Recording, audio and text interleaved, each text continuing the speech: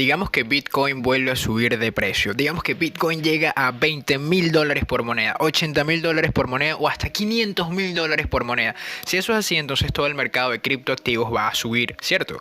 ¿Cuál es el proyecto que tú vas a invertir en dado caso de que esa situación llegue a presentarse? ¿Cuál es el proyecto en que tú vas a colocar tu dinero en dado caso de que Bitcoin efectivamente vuelva a tener un segundo bull run tan grande como lo tuvo a principios del año 2018, finales del año 2017?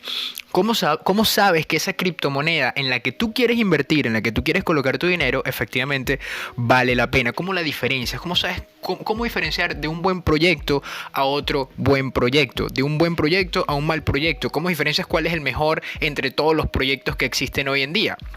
No, así que eso es lo que vamos a intentar responder, analizar en la sesión, en la jornada del día de hoy, a través de una explicación de cómo debería formularse o cómo debería ejecutarse el análisis fundamental. Antes de empezar, me gustaría dejar claro que el análisis fundamental no es otra cosa que un ejercicio de comparativas. Nosotros estamos comparando lo que podría valer un activo en referencia a sus fundamentos con respecto a lo que podría valer otro activo con referencia a esos mismos fundamentos, ¿no? Digamos que quieres saber, sí, o sea, estás con la mentalidad de querer invertir en criptoactivos y surgen de ti ciertas preguntas. Número uno, ¿cuánto cuesta Ethereum? Y si el precio está por debajo de lo que debería estar, ¿no? Tú quieres comprar Ethereum, pero tú te preguntas, coño, ¿estoy en buen punto de entrada para comprar en este momento? ¿O debería esperar que el precio retroceda un poco más? Fundamentalmente el precio puede llegar a retroceder un poco más, o puedo esperar que el precio siga escalando posiciones y yo sencillamente invierto en la fuerza del impulso. ¿Cuál es el verdadero valor de Ripple? ¿No? Estas son preguntas que te puedes llegar a generar, o no solamente Ripple. Ponte tú que quieres saber cuál es el verdadero valor de IOTA, cuál es el verdadero valor de EOS, cuál es el verdadero valor de NEO. Tú quieres llegar a saber eso, fundamentalmente hablando, más allá de un análisis técnico, un análisis de gráfica de precio. ¿Cuándo sería un punto ideal para tú cambiar ciertas monedas por otras monedas? En este caso, el ejemplo que coloco, ¿cuándo sería el punto ideal para cambiar tus IOTA por Bitcoin? ¿Cuándo sería el punto ideal para cambiar tus NEO por Ethereum o tus Ethereum por Bitcoin? O sacar todo tu dinero de los criptoactivos y pasarlo todo a fiat, ¿no? Repito, el análisis fundamental es un punto de comparativa y la pregunta es, ¿comparar qué? Eso es lo que vamos a estar analizando en la sesión del día de hoy, cómo hacer un análisis fundamental con respecto a los criptoactivos. Criptopanas, muchísimas gracias por estar por acá. Espero, como siempre, les esté yendo excelente en sus jornadas de trading. Para los que son nuevos, me presento, yo soy el Criptopana, trader de oficio y educador de vocación, y me dedico a explicarles a ustedes cómo hacer trading de forma rentable. Dejando esta pequeña introducción de lado, muchachos, vamos con la tabla de contenido para la sesión del día de hoy. Digamos que la tabla de contenido es un poco corta, pero el contenido que vamos a ver es un poco largo, ¿no? Un poco extenso. Así que número uno, vamos a estar estudiando la ley de Metcalfe. ¿Qué es la ley de Metcalfe? Ya lo hablé en el video anterior con respecto al análisis fundamental de Bitcoin, que no lo he terminado. Muchos me han dicho que bueno, que no terminas de decir cuánto debería valer Bitcoin. Coño, yo sé que no dije cuánto debería valer Bitcoin, pero es que no he terminado los videos. O sea, eso es un video de la demanda. Todavía falta el punto de la oferta. No puedo dar un precio sin oferta. No puedo dar un precio simplemente basado en la demanda. También tengo que tener la oferta. Ténganme un poco de paciencia. Punto número 2. ¿Cómo hacer un análisis fundamental en los criptoactivos? Esa es la razón de todo este video. Punto número 3, vamos a hacer una diferenciación entre la salud de la red y el valor de la red. Y por último vamos a ver ciertos ratios e indicadores fundamentales que nos pueden ayudar a nosotros a saber cuál debería ser la evaluación correcta de una red. De estas que vamos a pensar que las cadenas de bloques funcionan a través de network, a través de redes, ¿no? Partiendo de esa base, y antes de empezar, me gustaría dejar algo claro.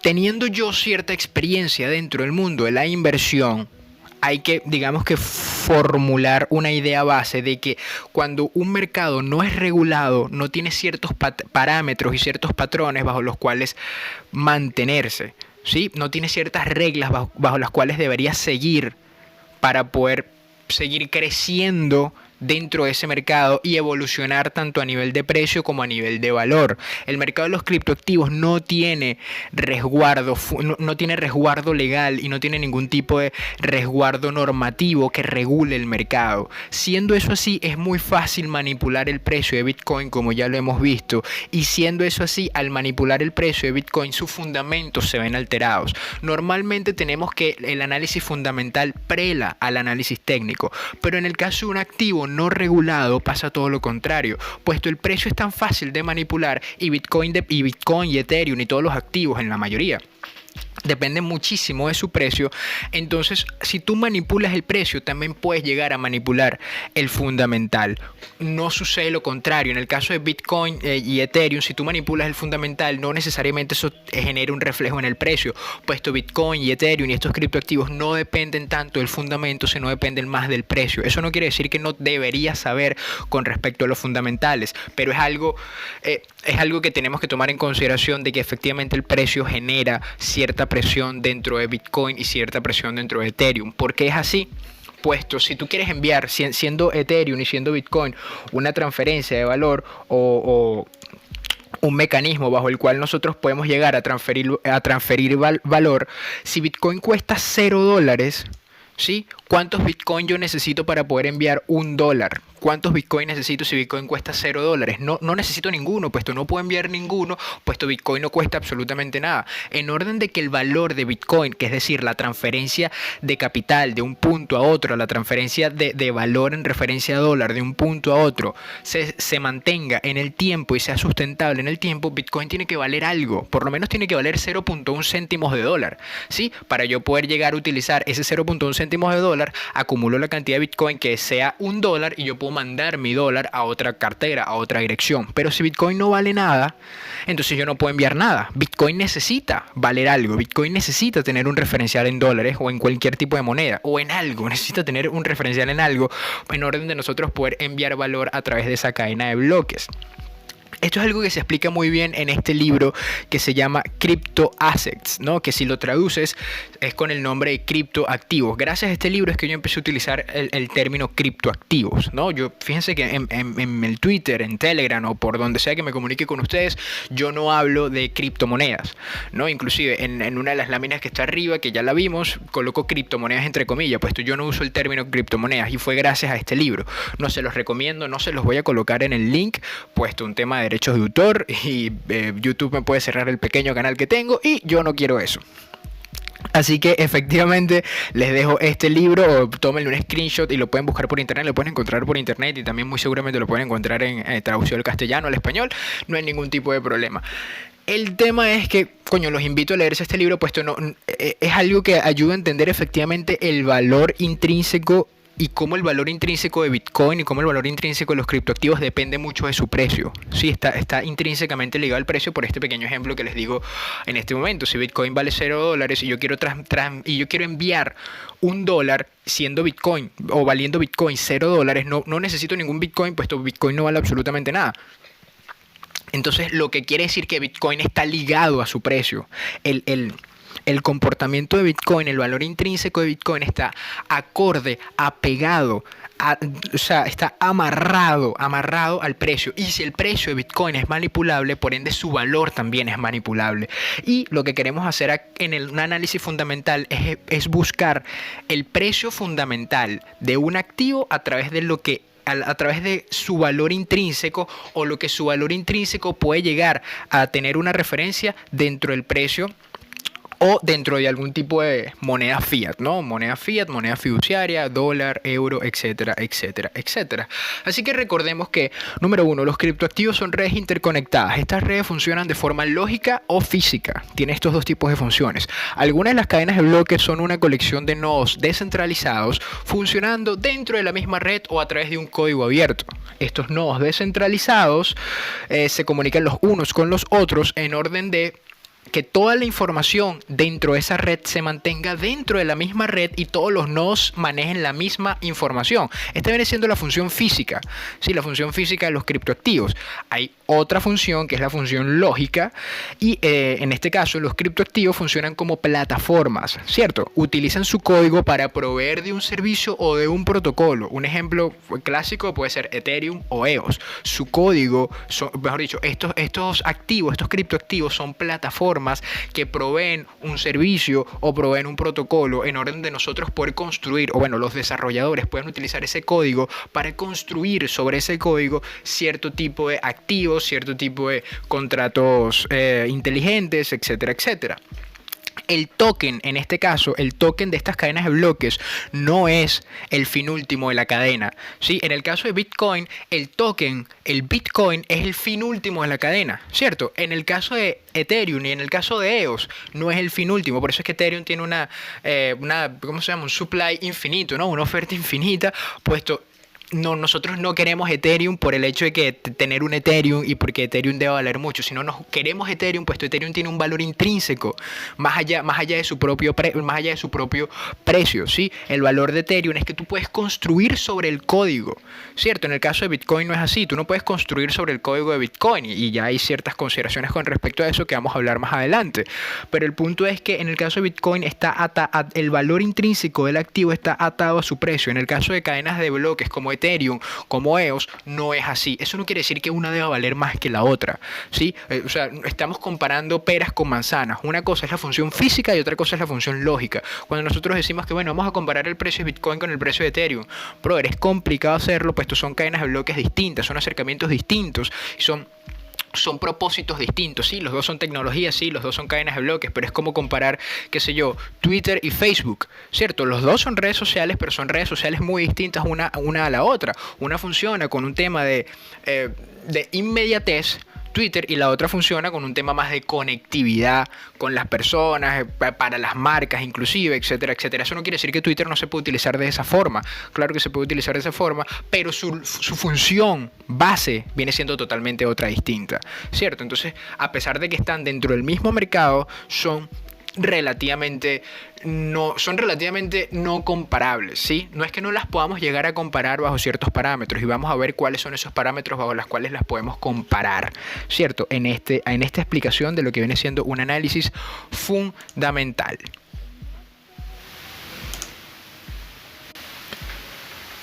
Por ende, si los criptoactivos funcionan como una red,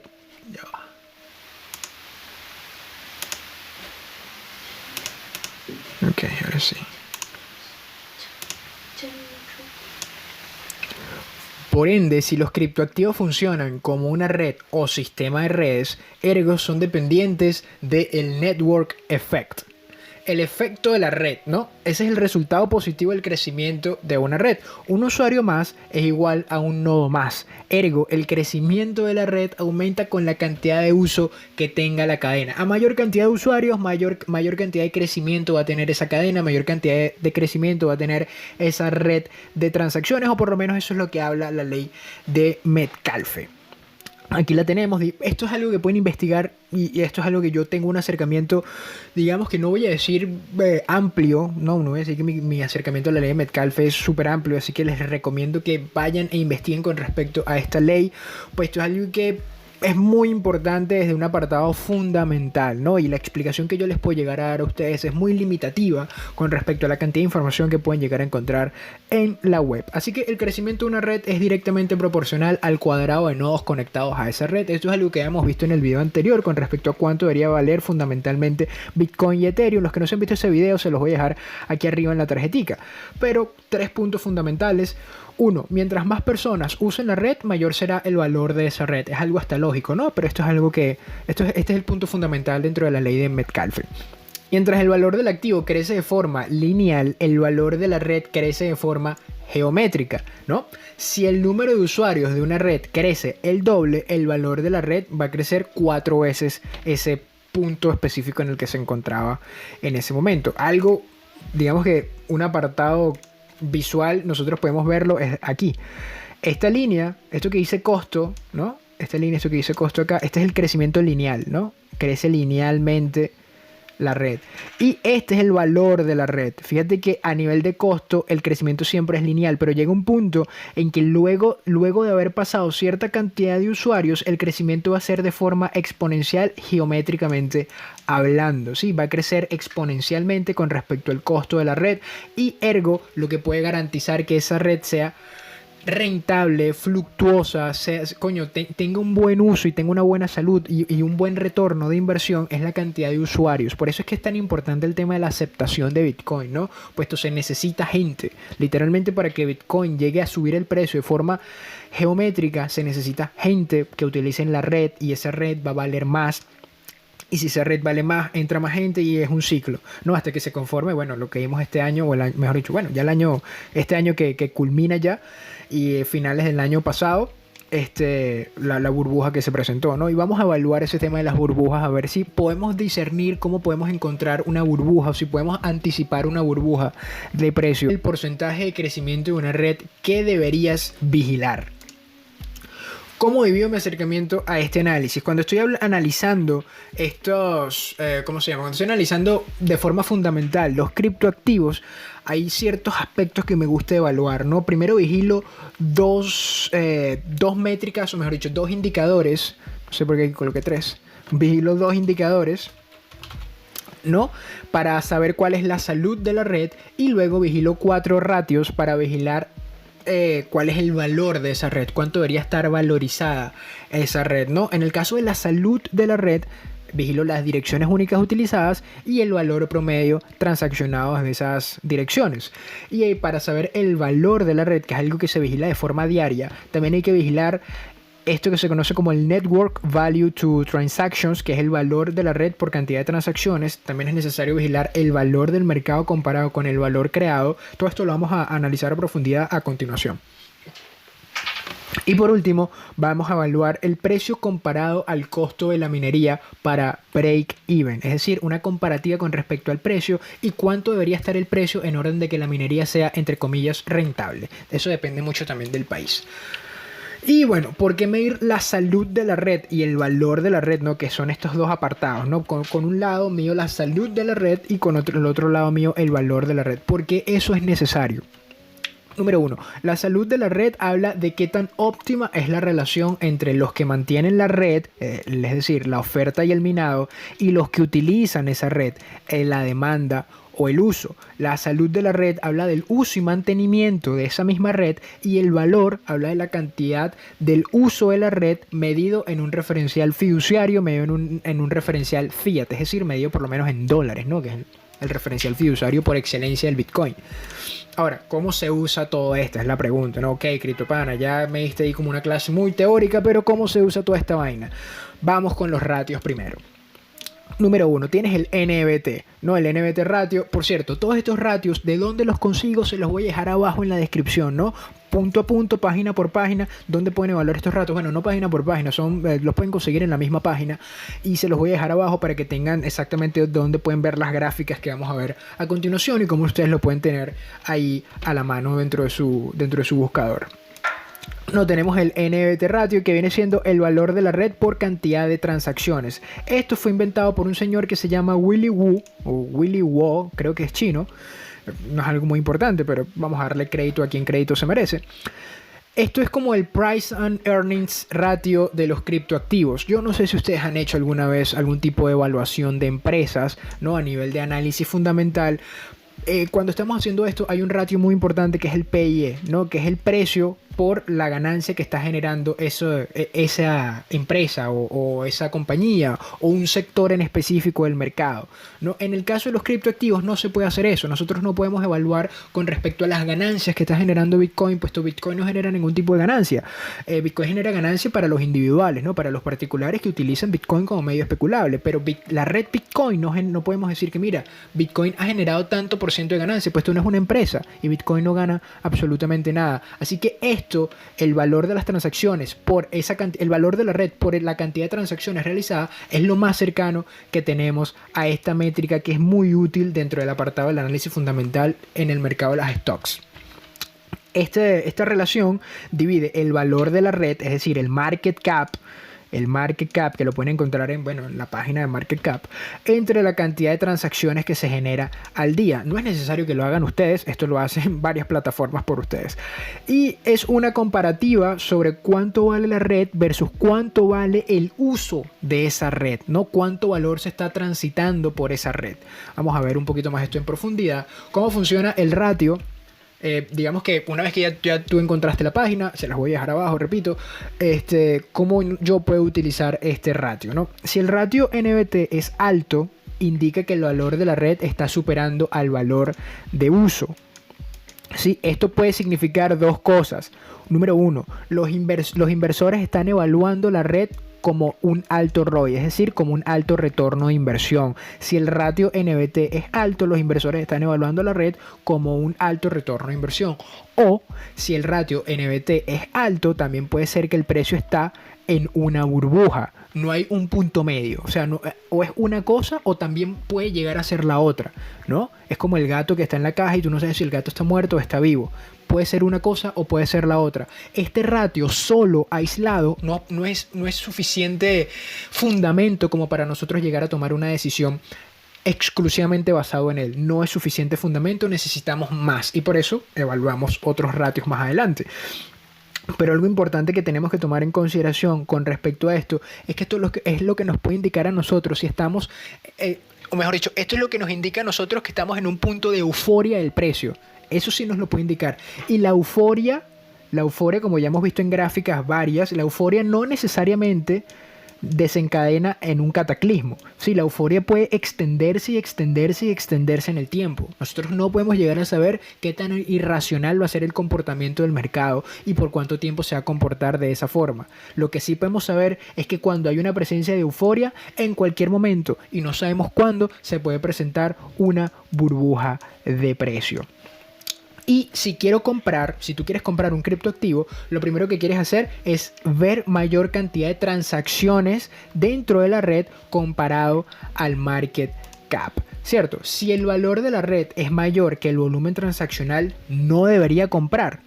Digamos, esa pregunta puede llegar a ser. Y bueno, no funciona así, no necesariamente funciona de esa forma, no es algo cerrado, no es un análisis cerrado, no es algo que tú puedes llegar a decir, mira mi pana, si esto se te presenta, entonces tú haces esta otra cosa. No es como un indicador, no es ese acercamiento retailer de que, bueno, si el precio cruza por aquí, entonces tú haces esto, y si el precio cruza por aquí, entonces tú haces esto.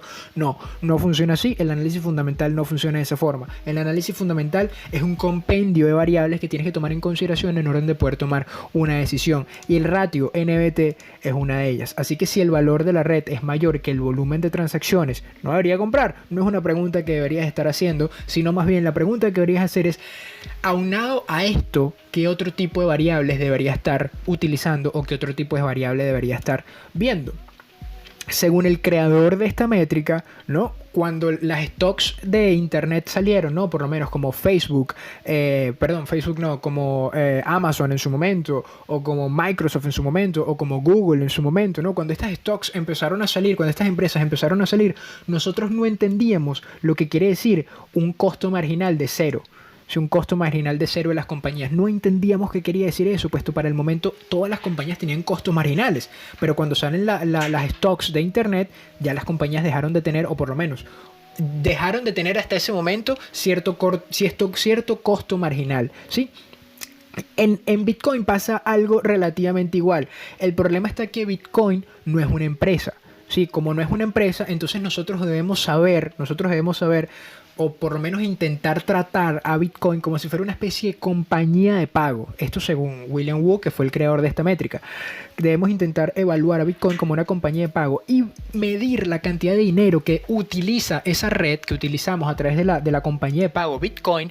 Sería buena métrica para saber cuánto dinero se está moviendo y qué tan útil está siendo esa red en comparativa con respecto al valor actual y en comparativa también con respecto, digamos que la funcionalidad, ¿no? La funcionalidad de Bitcoin es enviar valor o enviar capital de un punto a otro, ¿no? A través de, sin necesidad de un tercero.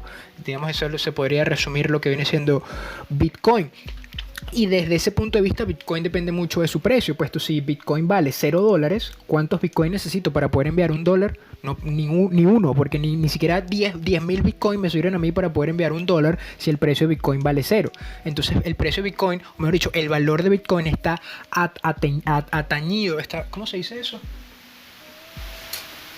Está apegado, ¿no? Esto lo tengo que cortar.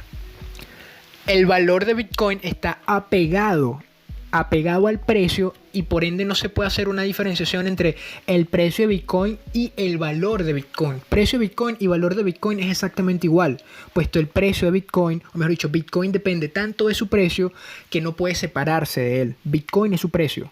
Listo. Y si tú quieres saber cuánto vale un Bitcoin o cuánto debería en teoría valer un Bitcoin a nivel de precio, deberías estar evaluándolo desde un punto de vista del análisis fundamental. Aquí tenemos una pequeña gráfica, ¿no? De esto que está aquí, lo pueden encontrar, se lo voy a dejar abajo también, pero esto lo pueden encontrar en Wobbull Charts, wobbull.com.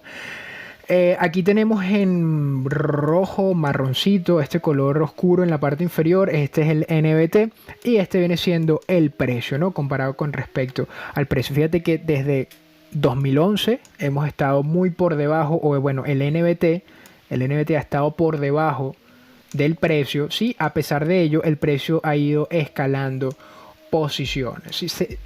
La red vale más de lo que se está utilizando, ¿sí?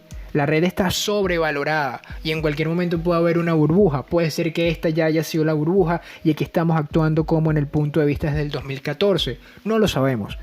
Y no es deber ni el propósito de este video sacar conclusiones. Esto es simplemente un video explicativo para que ustedes sepan cómo utilizar este tipo de métricas. En segundo lugar, con respecto a las métricas, a los ratios que deberíamos estar vigilando, tenemos el MBRV, que es simplemente el valor del mercado comparado con el valor creado. Este término de valor creado es un tanto complicado de poder entender. Voy a hacer mi mejor esfuerzo para que lo puedan comprender. Pero comencemos por el principio, ¿les parece?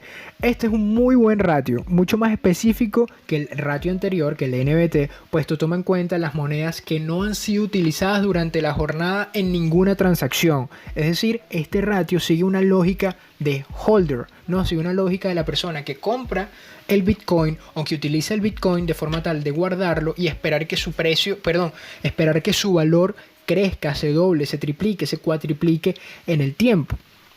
Con respecto a esto hay dos conceptos a comprender. Uno de ellos es el UTXO. El UTXO, que viene siendo, traducido al castellano, el volumen de producción transaccional no gastado. Recordemos que cuando estamos hablando de una cadena de bloques, ¿sí? Los mineros van generando los bloques y a la vez se les da una recompensa a esos mineros, es decir, las monedas, se les da los bitcoins en orden de que el minero se vea incentivado a continuar minando estos bitcoins, ¿cierto? Muchos de esos bitcoins que se producen al día no son gastados, no se utilizan, no se transaccionan. Digamos que yo soy un minero y yo los bitcoins que hace mi maquinita, mi máquina de minar bitcoin, o los bitcoin que mino a través de mi máquina de minar bitcoin, no los gasto, sino los voy guardando y los voy guardando y los voy guardando y los voy guardando. Esas son monedas que han sido creadas pero que no han sido gastadas. Sí, esto es una métrica bastante importante para el valor creado. Puesto el valor creado se basa en el market cap o el valor total de la red y en el precio del activo en referencia a la última transacción realizada. ¿Sí? Esta métrica no toma en consideración todas aquellas monedas que están estáticas en una wallet. Esta métrica no toma en consideración todas aquellas monedas que están perdidas, puesto hay monedas que se extraviaron. Voy a poner un pequeño ejemplo. Tengo un pana que el chamo tenía sus monedas en el teléfono y tenía todos los códigos en su teléfono. El teléfono se le dañó y perdió todas sus monedas. Sí, perdió todo el acceso a su cartera de inversión, perdió todas las claves de acceso y esas son monedas que se perdieron. Son 2 Bitcoin que se perdieron, que más nunca volverán, puesto toda la información se quedó en ese teléfono. Hay monedas que se pierden, hay monedas que se extravían y esta métrica no toma en consideración ese tipo de monedas, sino toma en consideración el valor que se mueve al día, la última transacción realizada, algo muy importante a tomar en consideración. Otra cosa muy importante es que no guarden toda esa información dentro de los teléfonos. Los teléfonos son falibles, se pierden, se mojan, se dañan. Escríbanlo y lo guarden en una cajita, ahí en su escritorio, tal y qué sé yo. Algo más fácil de hacer.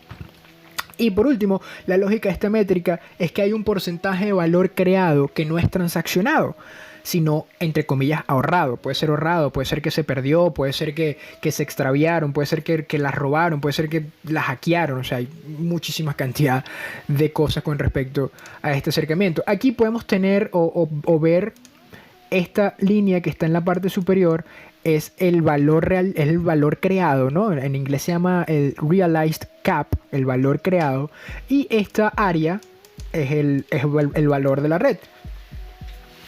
Fíjense cómo el valor realizado, el valor creado es mucho mayor el valor creado que el valor de la red actualmente, ¿no?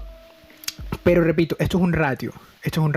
Esta es la relación y nosotros estamos sacando es el ratio. ¿Cuál es la diferencia entre este punto y este punto? Esto no viene siendo tanto de ayuda, entre comillas, pero es para que entiendan de dónde sale la relación.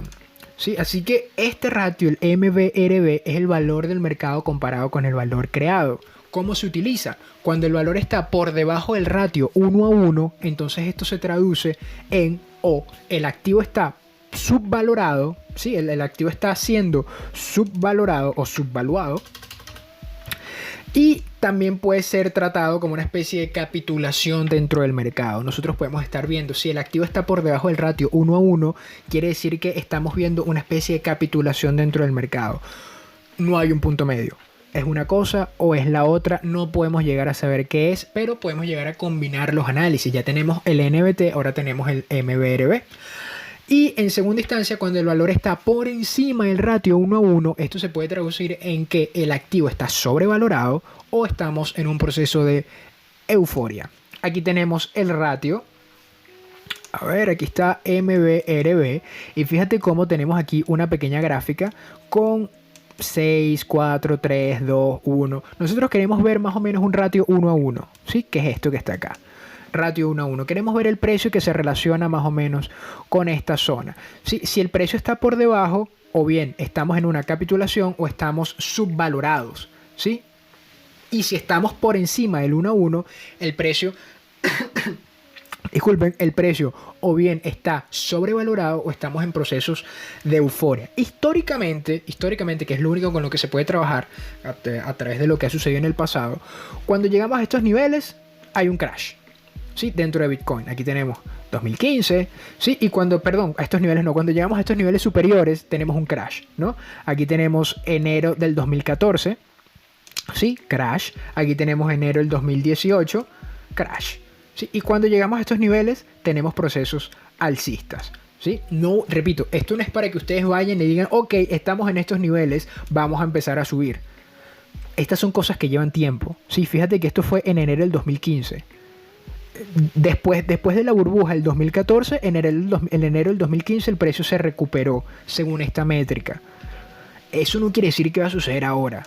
Los precios eran muy distintos. Sí, en enero del 2014 el punto máximo de Bitcoin no era $20,000 por moneda, sino manejábamos la cantidad de por lo menos criptoactivos que se manejan hoy en día. No había una variedad tan grande dentro del mercado de criptoactivos, no había jugadores tan grandes dentro del mercado de criptoactivos. Las cosas cambian. Sí, con esto no quiero decir que no vaya a ser así, pero sí quiero decir que no cerremos y sesguemos nuestro análisis exclusivamente a esta métrica. No es función, como dije, de este video dar conclusiones con respecto a estas métricas, simplemente explicarlas, y esto es algo que hay que explicar. Aquí tenemos el de Litecoin, ¿no? El de LTC, que también lo pueden encontrar en la página que les voy a dejar abajo en la descripción de este video. Fíjate cómo, bueno, el patrón es el mismo, puesto cuando estamos hablando de criptoactivos no hay mercado, hay una dependencia de lo que hace Bitcoin, ¿no? Pero fíjate que cuando estamos por encima de 1, el precio es sobrevalorado. Cuando estamos por debajo de 1, el precio es subvaluado, estamos entrando en procesos de capitalización, etcétera, etcétera. Un buen punto sería que el valor de la red esté por debajo del valor creado.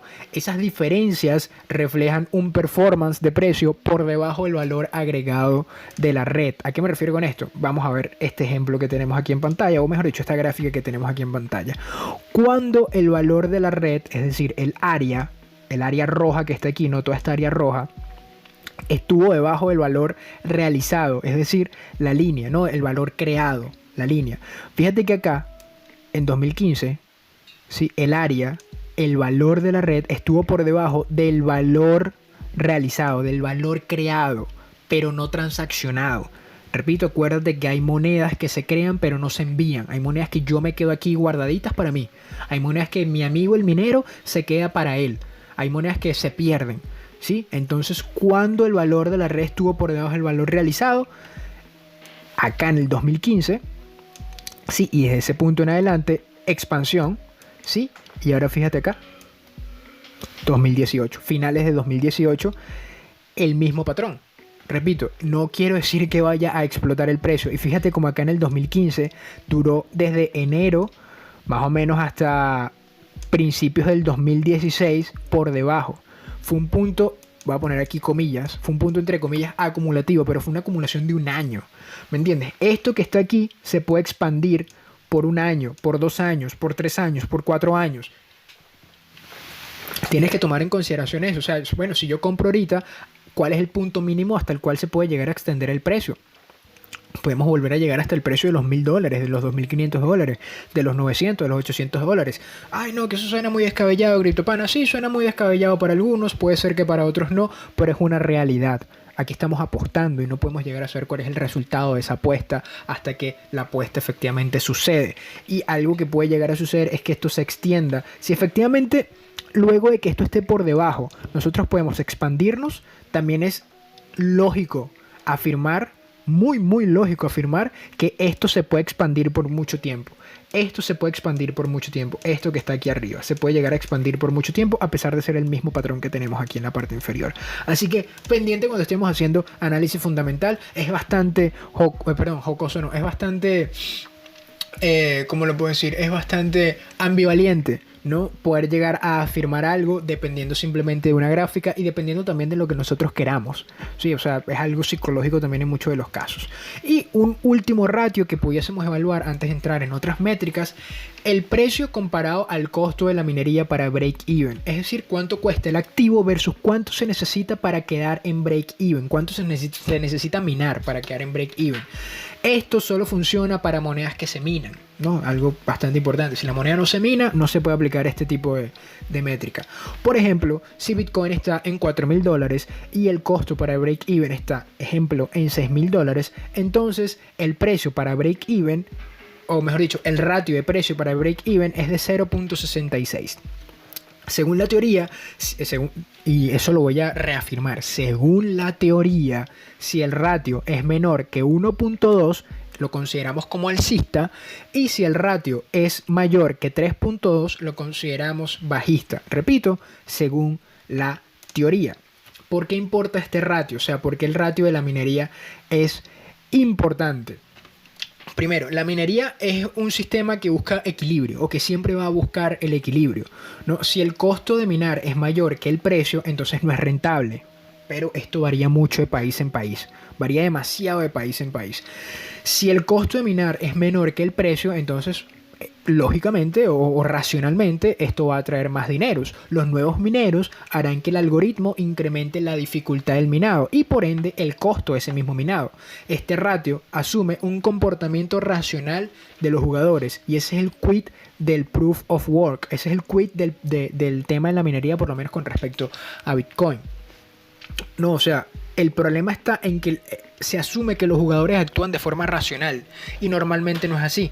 Y sobre todo cuando los costos de producción en varios países del mundo son tan distintos. Por lo menos si lo minamos en Venezuela, minar un Bitcoin, minar Ethereum, entonces esto cuesta un carajo. Puesto la electricidad en Venezuela es exageradamente barata. Sí, si la comparamos con países, qué sé yo, por lo menos China, o a pesar de que en China se mina demasiado, la electricidad en China es costosa. Inclusive hay problemas eléctricos en China. También en países como, bueno, inclusive el mismo Estados Unidos, ¿no? Es costoso llegar a sostener cosas como granjas de minado, o sea, sostener 20, 30, 40, 50 máquinas minando en Estados Unidos es algo bastante costoso, se necesita capital para eso. Sostener 20, 50, 100 máquinas de minado en Venezuela claramente se necesita también capital, pero no tanto. O sea, no tanto. El costo de la minería en unos países, en un punto varía mucho y otro punto varía muy poco. Y por eso es que este ratio es altamente debatido, ¿no? Porque muchos creen que el ratio no tiene para nada influencia dentro del precio. El CryptoPana sí cree que tiene algo de influencia dentro del precio, pues esto es producción. O sea, es producción del activo en este caso. No me atrevería a decir que su influencia es muy grande, puesto la varianza es mucha, pero sí me atrevería a decir que es algo que deberíamos estar vigilando. Ahora vamos con los indicadores o los marcadores. Y aquí vamos a evaluar la salud de la red. Ya evaluamos el valor, ¿sí? Ya evaluamos las métricas de valor de la red. Ahora vamos con la salud. ¿Qué tan estable, qué tan sustentable está esa red? Número 1, vamos a evaluar las direcciones únicas. O sea, necesitamos saber cuáles son las direcciones únicas utilizadas. Esto, en teoría, habla sobre cuántas están usando la red, cuántas personas están usando la red en un día determinado. Si la tendencia es alcista, el uso va en aumento y podemos esperar que el valor de la red prosiga. Recuerde que según... fíjate esto. Recuerde que... ¡ay! Según Metcalfe, los usuarios son fundamentales en el papel del crecimiento de la red. Necesitamos usuarios para que las redes funcionen. Si nadie utiliza las redes de nada valen. No hay que concentrarse en el uso del día, sino en la tendencia general, es decir, algo así como la aceptación. No nos debemos preocupar como que, mira, hoy fueron utilizadas 5 direcciones únicas, hoy fueron utilizadas 10 direcciones únicas. No, es como el volumen, es la tendencia general. Más o menos aquí podemos tener un acercamiento. Aquí, estas son la cantidad única de direcciones, ¿no?, utilizadas. Fíjate que, bueno, desde su punto más alto ha tenido una reducción y se ha mantenido normal. Esto es Bitcoin. Se ha mantenido relativamente normal. Aquí podemos ver que esa misma cantidad de direcciones, esta misma cantidad de direcciones, de direcciones únicas que se han venido utilizando, que está como en una especie de promedio, ha incrementado el valor de las transacciones. ¿Sí? A pesar de que se vienen utilizando la misma cantidad de transacciones, hemos incrementado el valor de esas transacciones, a pesar de que el valor de la red ha ido disminuyendo. ¿Sí? Aquí hay algo bastante interesante. Esto es algo muy, muy, muy interesante, de lo cual yo estoy muy pendiente. Puesto, digamos que así es como debería presentarse la acumulación. Me parece a mí, desde un punto de vista de Wyckoff. Así es como debería presentarse la acumulación. Precios por debajo, pocas manos, ¿sí? Y transaccionabilidad. Para mí, así es como debería presentarse la acumulación. Pero repito, no es, ¿cómo lo puedo decir? No es fin de este video llegar a sacar conclusiones, sino simplemente enseñarles de forma educacional cómo funcionan estas métricas. Número 2, valor de las transacciones. Analizar las direcciones utilizadas solo nos dice una parte de la historia, es decir, la métrica anterior, con respecto a lo que podríamos denominar la salud de la red. Esta métrica, el valor de las transacciones, te ayuda a saber si efectivamente el valor transferido dentro de la red va en subida, bajada o está estable. Si el valor de esas transacciones sube, entonces el valor del activo, en teoría, debería subir, puesto digamos que lógicamente mientras más valor se mueve dentro de la red, más vale esa red o más debería valer esa red. Aquí tenemos una pequeña gráfica. Repito, la pueden encontrar abajo en la descripción, de donde saqué todas estas gráficas. El valor de la red más el valor de esas transacciones diarias. Fíjate que a medida que el valor de la red, la línea amarilla, va decayendo, el valor de esas transacciones también va decayendo, ¿no? Pero también, como podemos ver acá, las transacciones han ido en subida en las últimas jornadas. O bueno, no voy a decir en las últimas jornadas, desde por lo menos junio, julio, han ido en subida. Esto es muy importante, A pesar de que ha ido disminuyendo cuánto valen esas transacciones, a pesar de ello, hay un aumento transaccional, ¿sí? Ha disminuido el valor, obviamente, puesto ha disminuido el valor de la red, ha disminuido el precio. Pero hay una mayor cantidad de transacciones dentro de Bitcoin, y no solamente que hay una mayor cantidad de transacciones, sino que hay una mayor cantidad de transacciones a pesar de que el valor de esas transacciones, es decir, cuántos dólares se envían al día, ha ido disminuyendo. Estamos enviando más sin importar el valor de esas transacciones. Hay una relación curiosa allí, no sabría por qué, no es búsqueda del análisis fundamental explicar el porqué de las cosas, sino los hechos que están sucediendo. Y bueno, muchachos, esto ha sido todo por el video del día de hoy. Espero que les haya gustado. Si efectivamente fue así, muchísimas gracias por prestar atención y considera suscribirte. No olvides darle durísimo a ese botón de me gusta para yo saber que efectivamente quieres seguir recibiendo contenido de este tipo. Sin ya más nada que agregar, muchachos, el CryptoPana se despide y como siempre les deseo muy pero muy buen trading. Chao, chao.